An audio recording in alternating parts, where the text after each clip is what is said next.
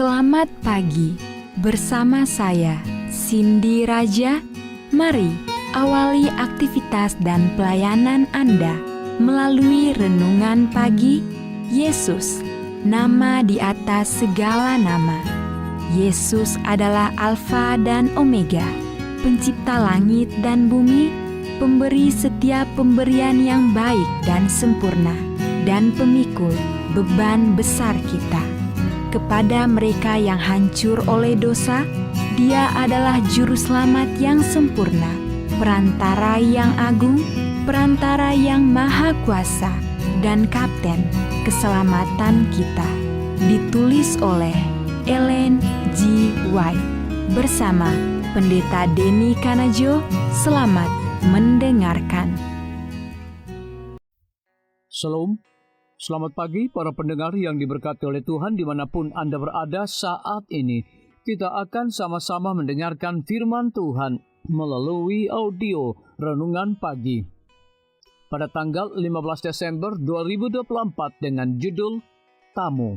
Sebelum kita melanjutkan bacaan renungan kita pada pagi hari ini, kembali saya mengajak semua para pendengar yang setia untuk berdoa bersama-sama.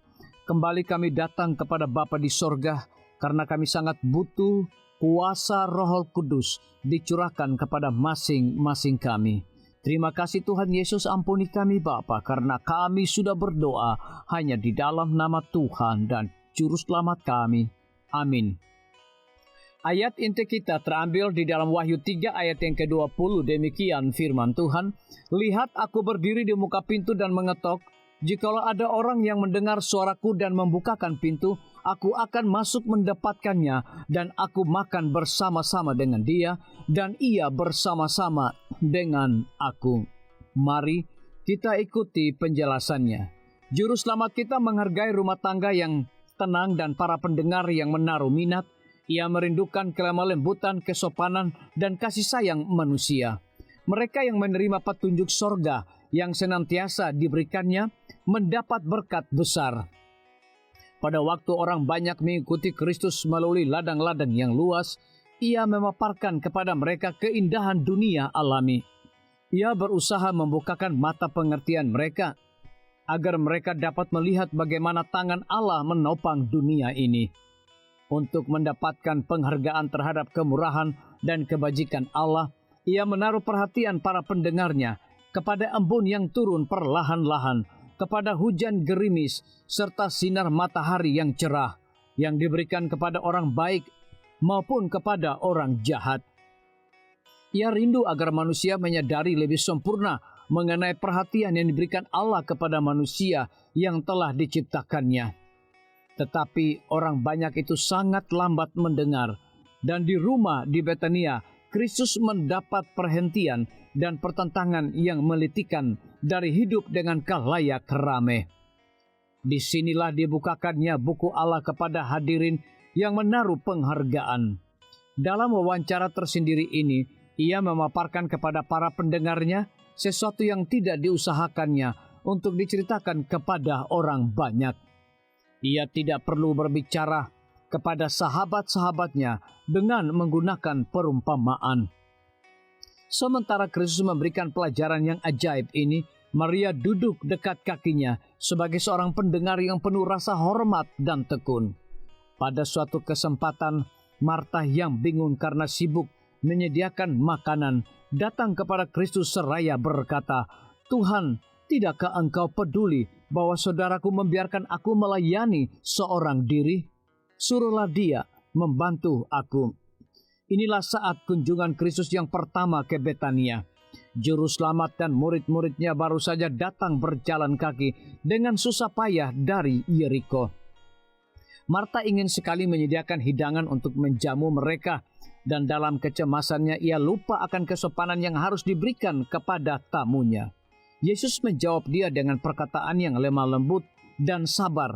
"Marta, Marta, engkau khawatir dan menyusahkan diri dengan banyak perkara, tetapi hanya satu saja yang perlu.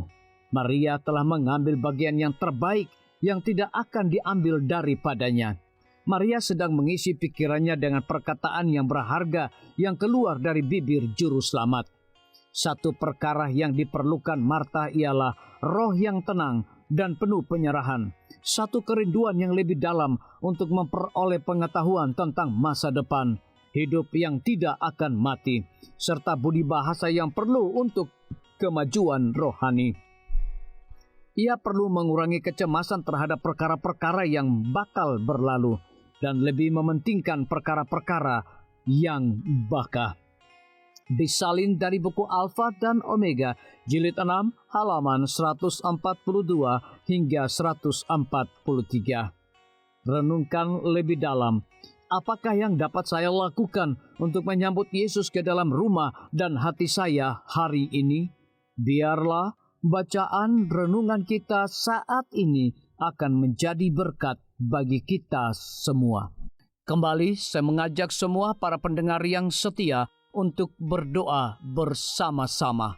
Bapa kami yang bersemayam di dalam takhta kerajaan sorga, terima kasih Tuhan Yesus, oleh karena firman-Mu pada pagi hari ini memberikan berkat, kekuatan, sukacita rohani bagi pertumbuhan iman kami masing-masing.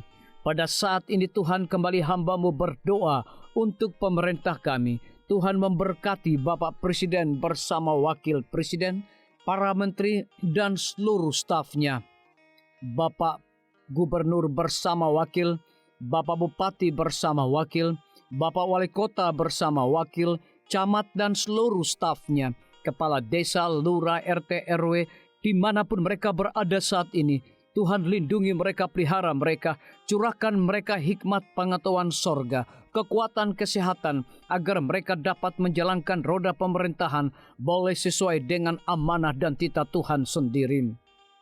Tidak lupa juga kami menyerahkan pimpinan-pimpinan organisasi gerejawi Tuhan dari tingkat yang tertinggi sampai kepada seluruh gembala jemaat.